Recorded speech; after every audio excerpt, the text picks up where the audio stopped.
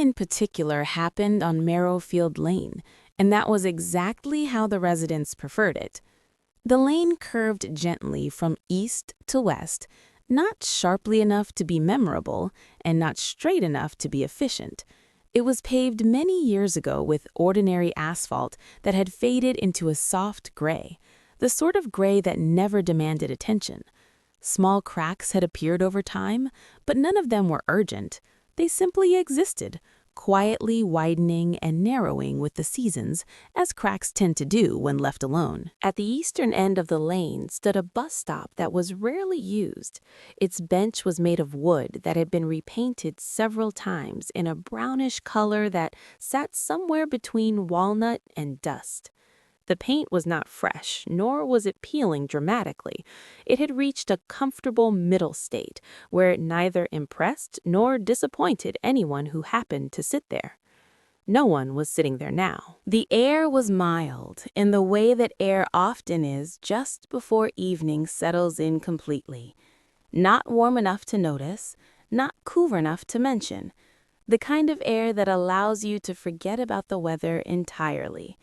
Somewhere nearby, a bird made a sound that could not easily be identified, and after making it once, decided not to repeat it. The houses along Marrowfield Lane were modest and evenly spaced.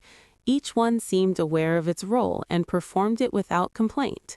Roofs sloped sensibly. Windows remained clean enough to let light through, but not so clean that they sparkled.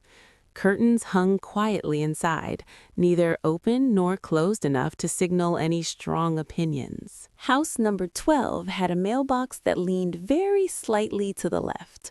It had leaned that way for years.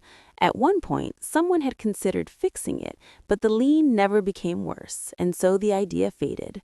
Letters were delivered without issue, and that was sufficient. Inside that house, the lights were on in the kitchen. The kitchen itself was neither large nor small.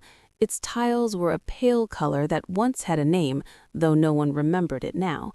A table stood in the center, holding nothing except a folded placemat and a small bowl that contained exactly 3 paperclips. No one recalled why the paperclips were there, but they had been there long enough to feel appropriate. An AI clock on the wall ticked at a reliable pace. It did not tick loudly. It did not tick softly. It ticked in a way that blended into the background, so that you only noticed it when you tried to listen for it.